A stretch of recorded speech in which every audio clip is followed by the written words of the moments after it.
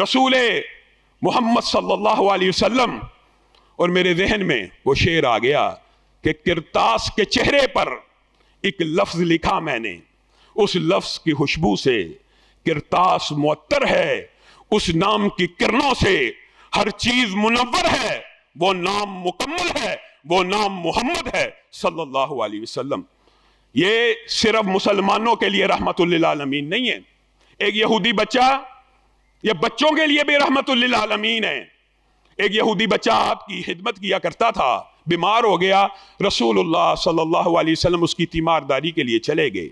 उसका बाप पास ही खड़ा है, बच्चे को जोर दे रहे हैं, बेटा ला इलाहा इल्लल्लाह का कलमा पढ़ लो। ये है वो रहमतुल लिल आलमीनियत का, और ये है वो रहमत कि कोई यहूदी भी है तो आग से बच जाए, कोई गैर मुस्लिम भी है तो आग से बच जाए। बेटा ला इलाहा इल्लल्लाह पढ़ ले, ला इलाहा इल्लल्लाह पढ़ ले, मेरे नबी होने का इकरार कर ले। पता नहीं वो क्या लम्हा था, बाप ने भी इस बात में सर हिला दिया और कहा जो मोहम्मद सल्लल्लाहु अलैहि वसल्लम अबुल कासिम कहते हैं इनकी बात मान लो। उस बच्चे ने कलमा पढ़ा, रसूलुल्लाह सल्लल्लाहु अलैहि वसल्लम का चेहरा खुशी से टमटमा उठा और तेजी से बाहर निकले और कहने लगे अल्लाह तेरा शुक्र है तूने इस बच्चे को जहन्नुम की आग से महफूज कर लिया। मेरे भाइयों, आज हमने गैर मुस्लिम तो छोड़िए, गैर मसलक के ऊपर भी हमदर्दी का जो तमाम के तमाम जज्बात मफकूद हो गए। हमें लोगों को जहन्नुम में पहुंचाना ज्यादा अच्छा लगता है, कुफर के फतवे लगाना ज्यादा अच्छा लगता है। हमारा ये दिल नहीं चाहता कि वो जहन्नुम से बच जाए, वो जन्नत की तरफ आ जाए, वो रसूल हाशमी की पैरवी कर ले, जो रहमत आलम है, इनकी रहमत से कुछ इस्तिफादा हो जाए। नबी करीम सल्लल्लाहु अलैहि वसल्लम एक मर्तबा मदीने के अंदर ही, ये भी गैर मुस्लिम बच्ची का वाक़या है, इसी मदीना के अंदर यहूदी गुंडे अपने ही मजहब की औरत की इज्जत के दर पे हो गए। वो औरत यहूदी थी, मूसा का वास्ता देने लगी, तौरात का वास्ता देने लगी, लेकिन गुंडा सिर्फ गुंडा होता है, उसका कोई मजहब नहीं होता। उनके हाथ बढ़ते चले गए। अब उस औरत के दिल में ख्याल आया कि कायनात में अब मुझे सिर्फ वो बचा सकता है जो मदीना की हर बेटी को फातिमा की नजर से देखता है। कहा वाह मोहम्मदा, ए मोहम्मद सल्लल्लाहु अलैहि वसल्लम, आपके दर आलिया के आगे मेरी इज्जत लूटी जा रही, और रसूल हाशमी, रसूल रहमत, रहमतुल लिल आलमीन, वो चादर कि जिसकी वजह से कभी या अय्युहल मुज़म्मिल कहा गया, कभी या अय्युहल मुदस्सिर कहा गया, उसको लेके आए और उस यहूदी बच्ची के सर के ऊपर डाल दिया और क्या कहा, मदीना में रहने वाली या यहूदी बेटी, तू किसी यहूदी की बेटी नहीं बल्कि मोहम्मद सल्लल्लाहु अलैहि वसल्लम की बेटी। अब बताइए हमने रहमत को क्या समझा? हमने बच्चों के साथ, हजरत जाबिर बयान करते हैं, मैं रसूलुल्लाह सल्लल्लाहु अलैहि वसल्लम के साथ चल रहा था और रसूलुल्लाह जो भी बच्चा आता उसके चेहरे के ऊपर अपने हाथों को लगाते। अल्लाह की कसम, रसूलुल्लाह ने मेरे चेहरे पे हाथ को लगाया, एक तो उसकी हलावत और ठंडक आज भी महसूस करता हूँ, दूसरी बात ये है अल्लाह की कसम ऐसे लगा कि रसूलुल्लाह सल्लल्लाहु अलैहि वसल्लम ने किसी खुशबू के अंदर से अपने हाथ को निकाला है, आज भी वो खुशबू नाक से टकराती है। रसूलुल्लाह सल्लल्लाहु अलैहि वसल्लम खादिम है, अनस खादिम है ना, कहा 10 बरस रसूलुल्लाह की खिदमत की है, खादमों के लिए भी रहमत है, 10 बरस खिदमत की है। बताइए खादम एक दिन भी हो, घर में 2 दिन भी हो, गलती करते हैं, खुद कह रहे हैं गलती भी हुई, वुदू के लिए लोटा था, बर्तन था, टूटा भी, कई मर्तबा बर्तन टूटे, कई मर्तबा खता हुई। खता के बाद जब भी नजर रसूलुल्लाह के चेहरे पर पड़ी कि अभी डांट पड़ी कि पड़ी, हमेशा रसूलुल्लाह के चेहरे पे मुस्कुराहट को देखा है। एक मर्तबा कहा आजमाने के लिए, रसूलुल्लाह सल्लल्लाहु अलैहि वसल्लम ने मुझे कोई काम कहा, मैंने काम करने का इरादा तो दिल में किया ही था कि रसूलुल्लाह ने काम का ये कैसे हो सकता है, नस ना करे, लेकिन मैं इतराता हुआ नाराजगी के आलम में बाहर ऐसे चल के आया कि जैसे मैंने ये काम नहीं करना, और रसूलुल्लाह सल्लल्लाहु अलैहि वसल्लम इंतजार फरमा रहे हैं। कुछ देर बाद बाहर आए, मैंने क्या देखा, मेरी आंखों के ऊपर अपने हाथों को रखा पीछे से और कहा उनैस बेटे मोहम्मद का काम नहीं करोगे सल्लल्लाहु अलैहि वसल्लम। ये प्यार, ये वारफ्तगी, ये मोहब्बत آج ہم مفقود کر چکے ہیں، آج ہم کھو چکے ہیں، اسی لیے ہماری دعوت میں اثر نہیں رہا۔ آج ضرورت اس بات کی ہے، لقد جاءکم رسول من انفسکم عزیز علیہ ما عنتم حریص علیکم بالمؤمنین رؤوف الرحیم۔ ضرورت تو اس بات کی ہے کہ مومنوں کے اوپر نرمی کی جائے۔ بالمؤمنین رؤوف الرحیم ہے، ایسا نبی اور پیغمبر تمہیں عنایت کر دیا جو تمہارے اوپر رحمت کرنے والا ہے، جو تمہارے اوپر وہ حریص علیکم، وہ چاہتا ہی نہیں کہ کوئی بندہ میرا امتی ایک بھی جہنم میں چلا جائے۔ یہ نبی کریم صلی اللہ علیہ وسلم کی خواہش نہیں ہے، اسی لیے نبی کریم صلی اللہ علیہ وسلم نیکیوں کے جتنے بھی کام ہیں، نیکیوں کے جتنے بھی اعمال ہیں بتلا کے گئے ہیں۔ یہ بھی عقیدہ باطل ہے، نیکیوں کا کوئی کام رسول اللہ شاید بغیر بتلائے دنیا سے چلے گئے تھے۔ مولوی صاحب کو، حاجی صاحب کو، مفتی صاحب کو، علامہ صاحب کو تو آج وہ نیکی کا کام نظر آ گیا، لیکن رسول اللہ اپنی امت کو نہیں تھے بتلانا چاہتے۔ کیسے کیسے قصے گڑے میں رسول اللہ نے چھپا دیا تھا، معاذ اللہ خفیہ طریقے سے اٹھے تھے، چوری چوری نکلے تھے۔ خیر یہ تو ایک الگ بات ہے۔ رسول اللہ نے نیکی کا کوئی عمل، حریص علیکم، حریص علیکم، وہ چاہتے ہیں پوری امت جنت میں چلی جائے۔ کیسے ہو سکتا ہے نیکی کا کوئی کام بتلائے بغیر، چھوڑ کے دین مکمل کامل اکمل کر کے گئے بغیر بتائے چلے جائیں؟ اور رسول اللہ صلی اللہ علیہ وسلم صرف انسانوں کے لیے، غیر مسلموں کے لیے، بچوں کے لیے نہیں، موضوع بڑا لمبا ہے، جانوروں کے لیے بھی رحمت بن کے آئے ہیں۔ وہ اونٹ کا واقعہ آپ بھول گئے ہیں؟ رسول اللہ صلی اللہ علیہ وسلم سے اونٹ آ کے شکایت کر رہا، اونٹ جانور، جمادات اور نباتات رسول ہاشمی کو پہچانتے ہیں، تو اور میں بدبخت ہیں، ظالم ہیں۔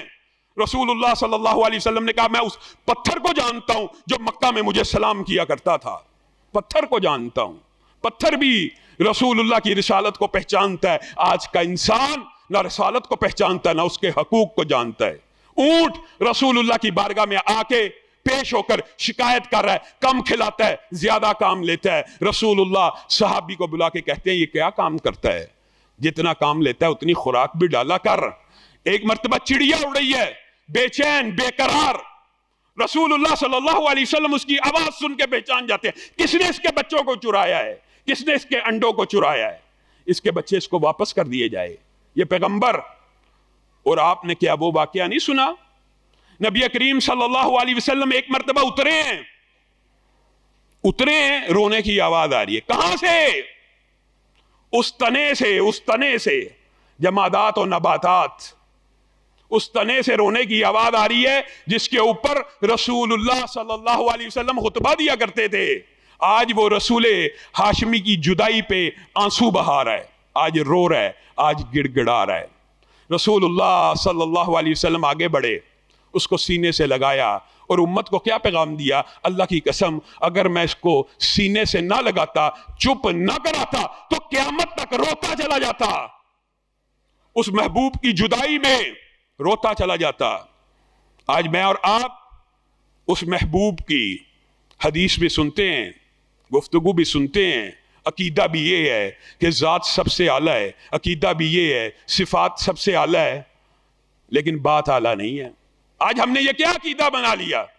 ذات تو رسول اللہ کی اعلیٰ ہے، بات میرے مولوی کی اعلیٰ ہے، ذات تو رسول اللہ کی اعلیٰ، بات میرے علامہ کی اعلیٰ ہے، ذات تو رسول اللہ کی اعلیٰ لیکن بات میں کسی اور مفتی کی مانوں گا۔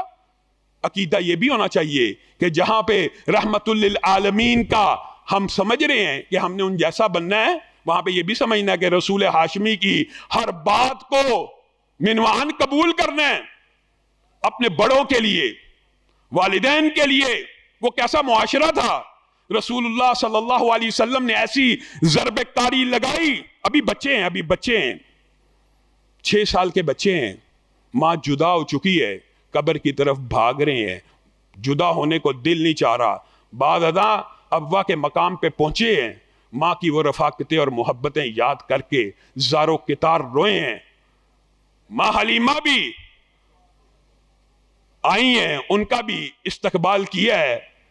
ایک مرتبہ ایک جنگ میں آپ کے علم میں شیمہ بھی آئی ہیں، آپ کی بہن بھی آئی ہیں۔ رسول اللہ صلی اللہ علیہ وسلم نے ان رشتوں کو کیسا رحمت سے تبدیل کیا۔ وہ رشتے جو آر سمجھے جاتے تھے، وہ رشتے جن کے اوپر غیرت کھائی جاتی تھی، رضائی ماں کا بھی اکرام کیا، اصل ماں کی قبر پہ زارو کتار روئے۔ آج بہن شیما بھی آئی ہیں، قبیلے والے پریشان ہو گیا، کیا آپ واقعی ہمارے نبی کی بہن ہیں؟ جی ہاں، آپ کے نبی کی بہن ہوں۔ نبی کے پاس لایا گیا، نبی نے بھی پوچھ لیا، شیما کیا واقعی تو میری بہن ہے؟ اور اگر آپ چاہتے ہیں کہ میں آپ کو ایک نشانی بتلاؤں تو میں چھوٹی ہوا کرتی تھی، بچی ہوا کرتی تھی، آپ کو کندھے پہ اٹھایا کرتی تھی۔